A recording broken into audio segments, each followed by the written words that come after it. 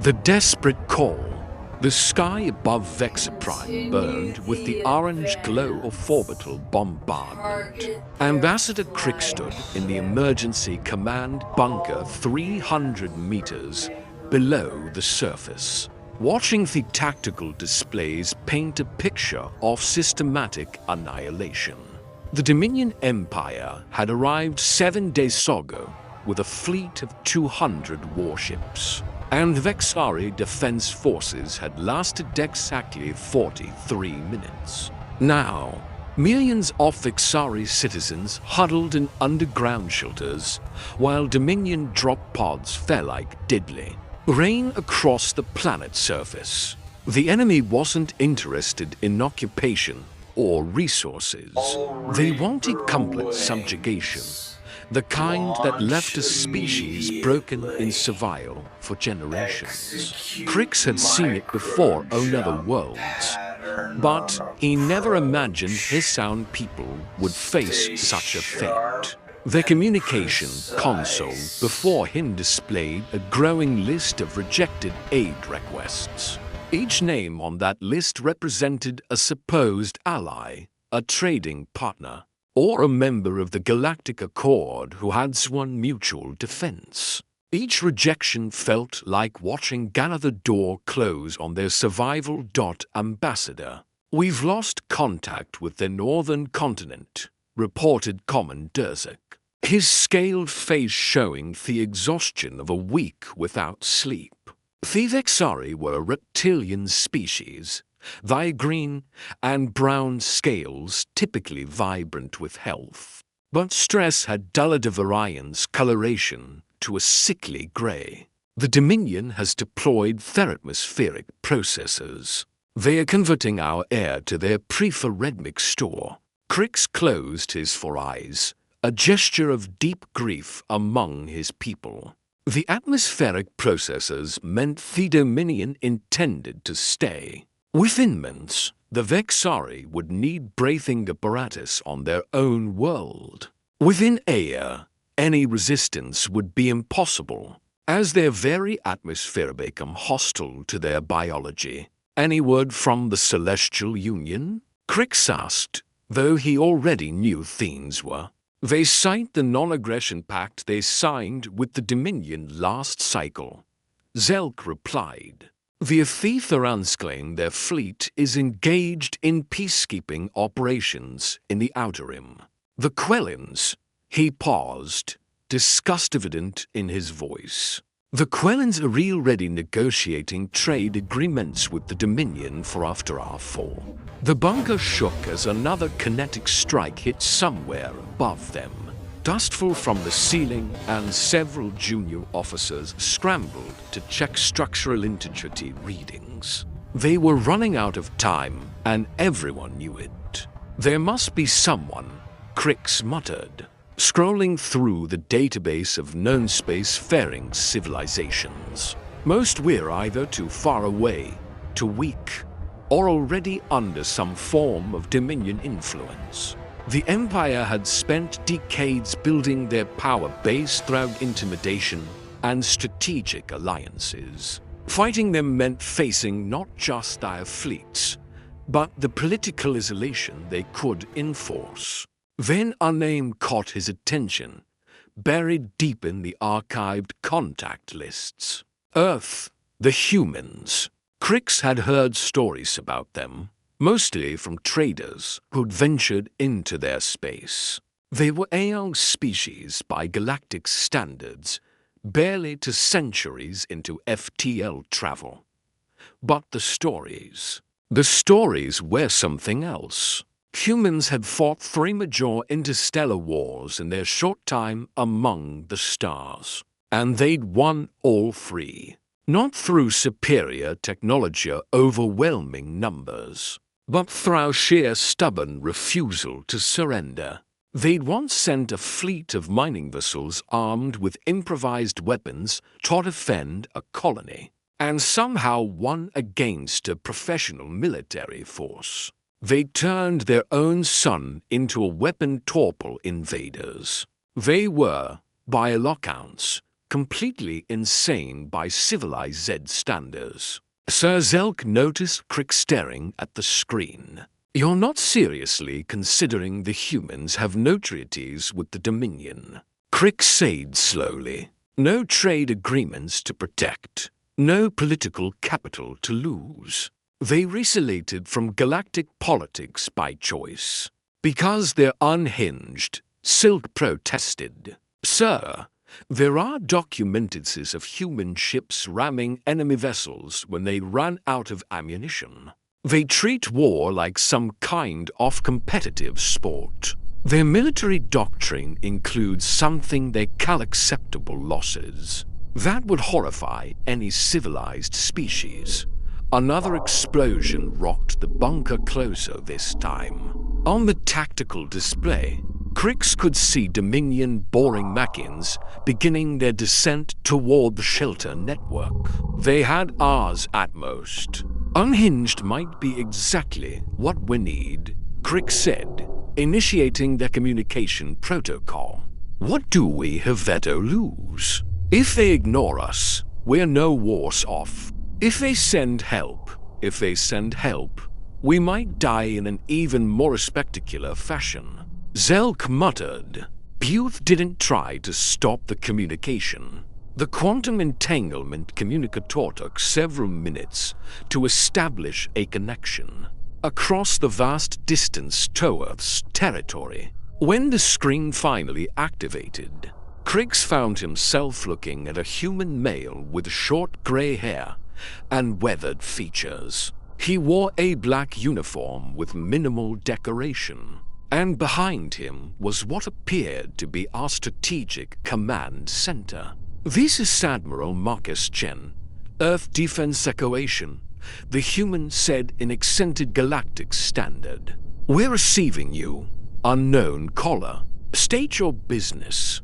Crick straightened, trying to project dignity despite their desperate situation. "Admir Chen, I am Ambassadorix of the Vexar Republic. Our homeworld is under attack by the Dominion Empire. Our defenses have fallen and our population faces extermination or enslavement. We formally request immediate military aid from Earth."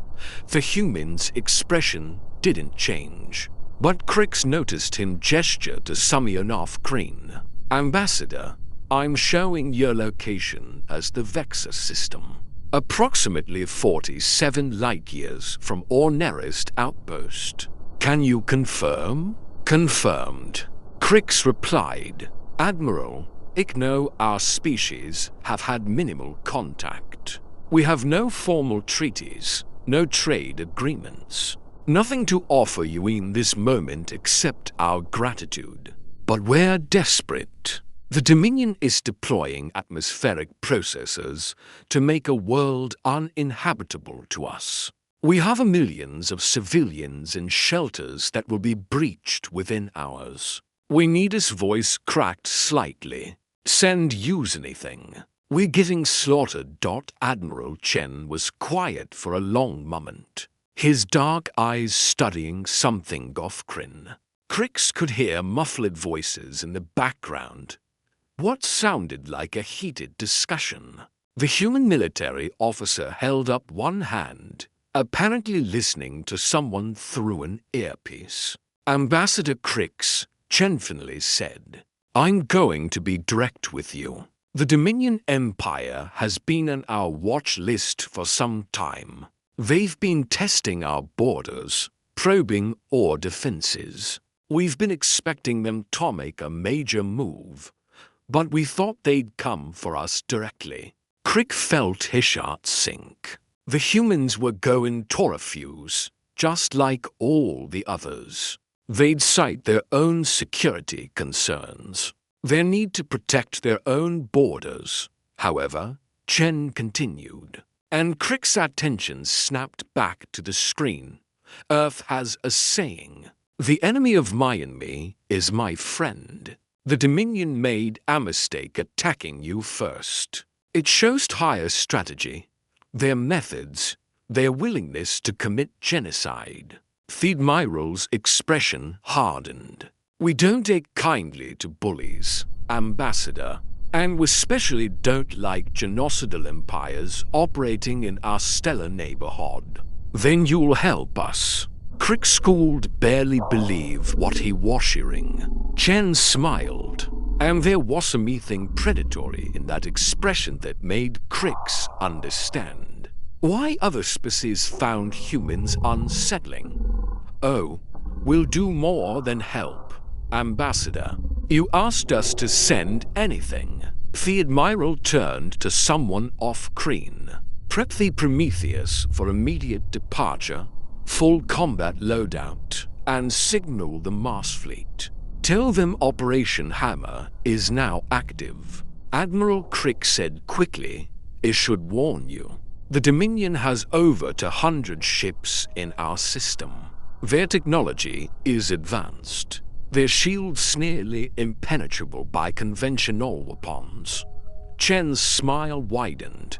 "Ambassador, you said send anything. You didn't specify size limitations. Prometheus isn't just anything. She's everything. 2.3 kilometers of human engineering, armed with weapons that violate at least 15 galactic accord treaties we never signed." He paused. "We'll be there in 18 hours. 18 hours? Zelk blurted out from beside Kriggs. "That's impossible. The journey should take weeks at maximum. Should take weeks with standard. Chen corrected. "Humans don't do standard. We'll see you soon, Ambassador. Try to stay alive until then. Things are about to get interesting." The communication ended, leaving Krix and his staff staring at the blank screen. Above them, the Dominion continued their relentless assault, boring machines grinding ever closer to the civilian shelters. For the first time in 7 days, Krix felt something other than despair. He wasn't sure if it was hope or terror when Titans answer. 17 hours and 43 minutes after the communication ended, every sensor in the Vexar system screamed, "Warning!" Simultaneously, the Dominion fleet, arranged in perfect formation round Vexar Prime, suddenly found their instruments detecting a massive gravitational distortion, approaching at impossible speeds. Commander Thrax of the Dominion Empire stood on the bridge of his flagship, Phoenix Robelmite, watching the readings with growing concern. "What is that?" he demanded, his Farans gesturing at the tactical display. "No ship creates that kind of subspace wake." "Unknown, Commander," his sensor officer replied, panic creeping into his voice. "The mass readings they must be malfunctioning. It's showing an object over 2 kilometers in length." "Impossible," Thrax snarled. "No species builds warships that large. It's impractical, inefficient." His words died as Realityter opened 300,000 kilometers from his fleet's position. The tear in space was visibly to the naked eye, a writhing wound-in fabric of the universe that sparkled with energies that shouldn't exist.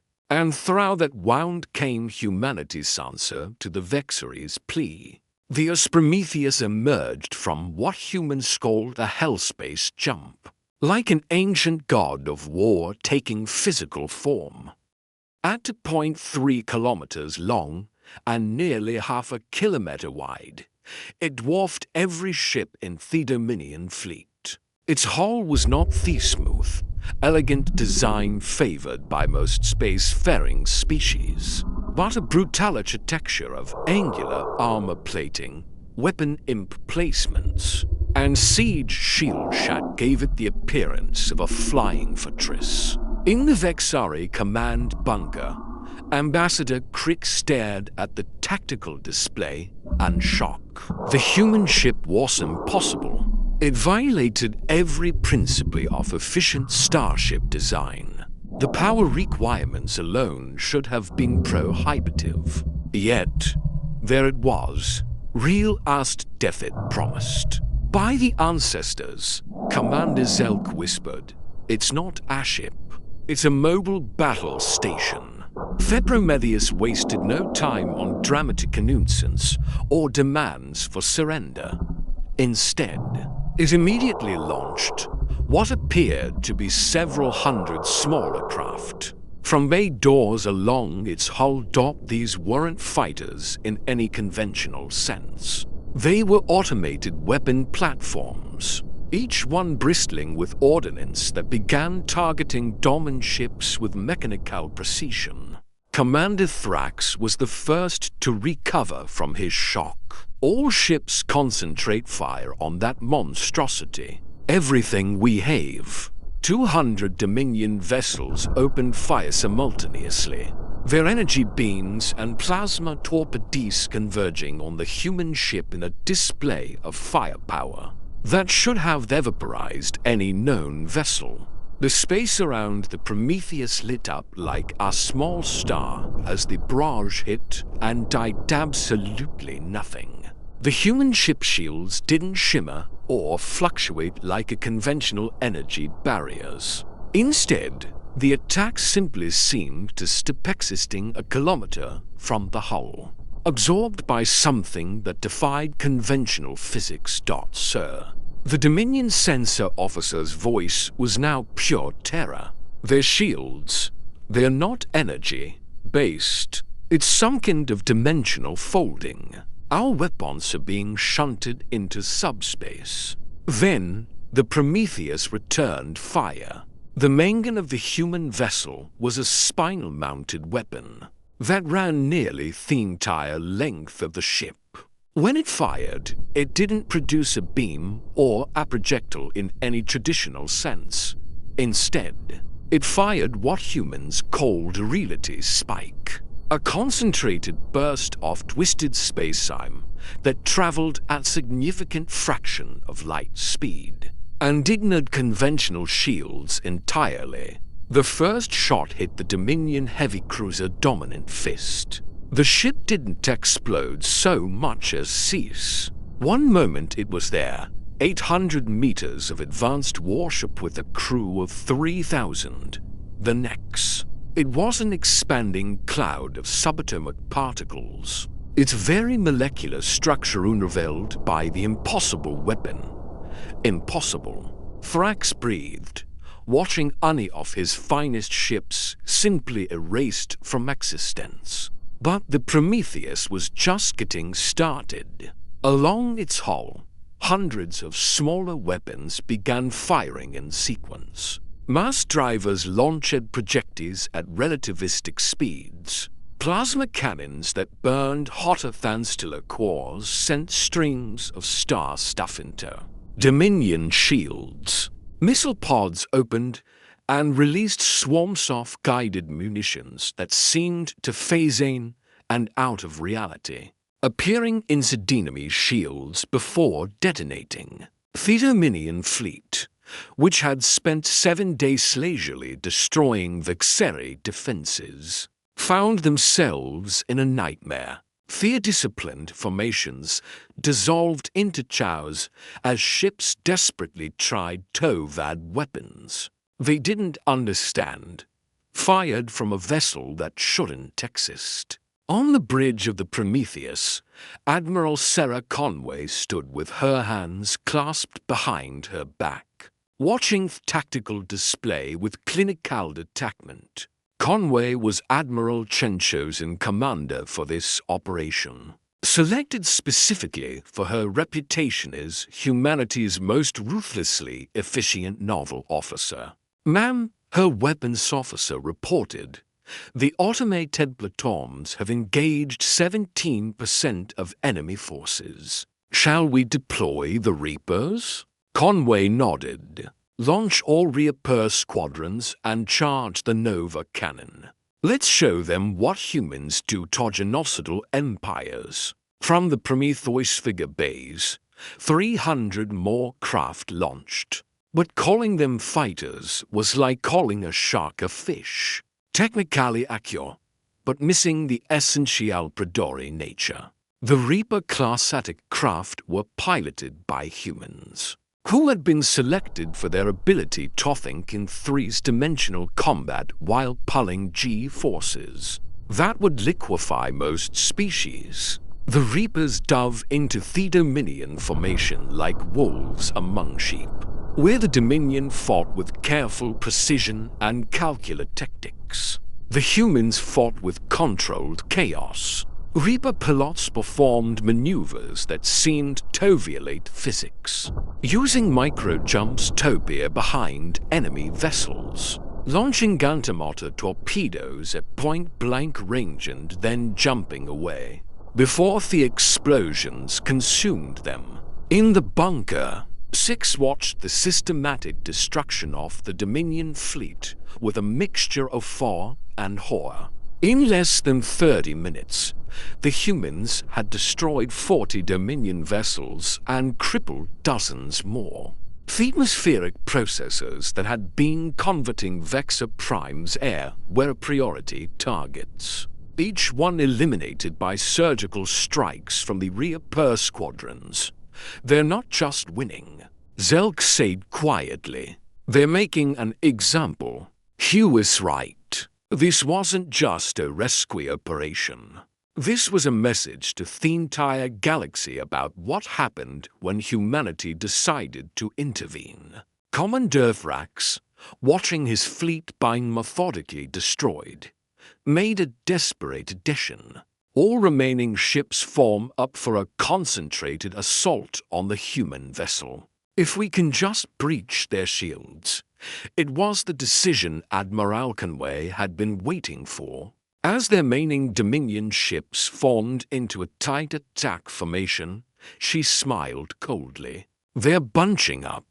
Fire the Nova Cannon. The Nova Cannon was humanity's answer to the question, what happens when you weaponize a miniature star? The weapon drew power from Prometheus's 3 fusion reactors simultaneously, channeling it into a magnetic containment field that compressed hydrogen to the point of stellar fusion.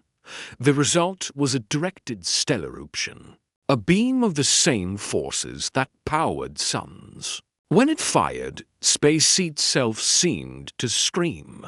The beam carved through the Dominion formation like a blade of pure light, vaporizing everything in its path. Ships didn't just die. They were reduced to their component atoms. Then those atoms were reduced to quarks.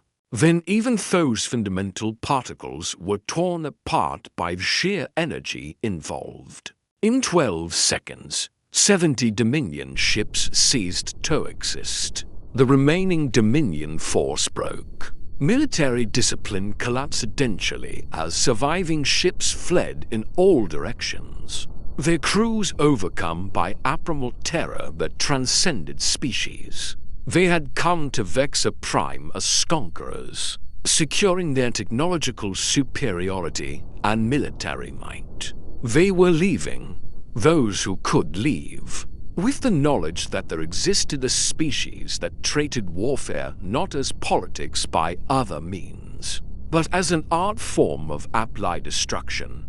Commander Thrax's flagship was one of few to escape, jumping to FTL the moment their drives charged. As the inexorable might fled the system, Thrax sent a single message to the Dominion High Command. Do not provoke the humans.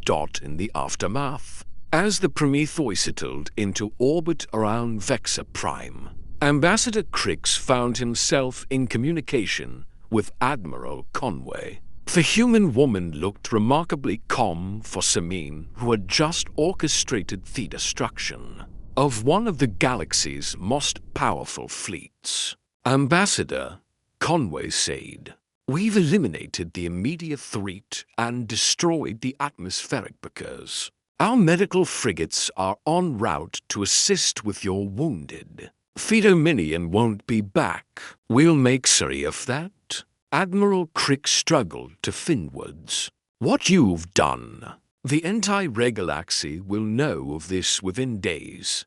The political ramifications. Conway smiled. And unlike Admiral Shen's predatory expression, hers was almost warm. Ambassador Earth has been alone in this galaxy for 2 centuries. We've watched empires rise and fall, seen species conquered and enslaved. Observe genocide after genocide while the Galactic Accord debated and did nothing. We decided long ago that when we finally acted, it would be decisive. But why no? Craigs asked. Why us? We have nothing to offer you. No resources worth this level of intervention. You asked for help. Conway replied simply. You didn't demand. You didn't try to manipulate or threaten. You simply asked, admitting you had nothing to offer but gratitude. Do you know how rare that is in this galaxy? Honest desperation and genuine gratitude. Shep paused, then added, besides, the Dominion was eventually going to come for Earth.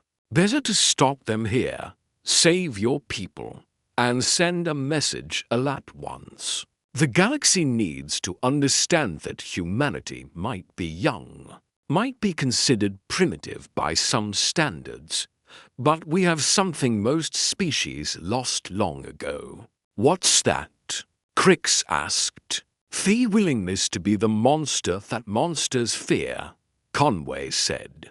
Your people are safe now, Ambassador, and if anyone else threatens you, just remember you have our comm frequency. As the connection ended, Crix looked at the tactical display showing the debris field that had once been a Dominion invasion.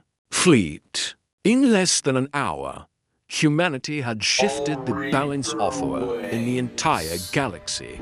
They had shown that technology and numbers meant nothing against a species. That had turned warfare into science and violence into art. The Vexar was saved, but Crix wondered if the galaxy would ever be the same. The humans had announced their presence, not with words or diplomacy, but with the complete annihilation of a fleet everyone had thought invincible. In the depths of space, the Prometheus hung like a dark angle over Vexar Prime.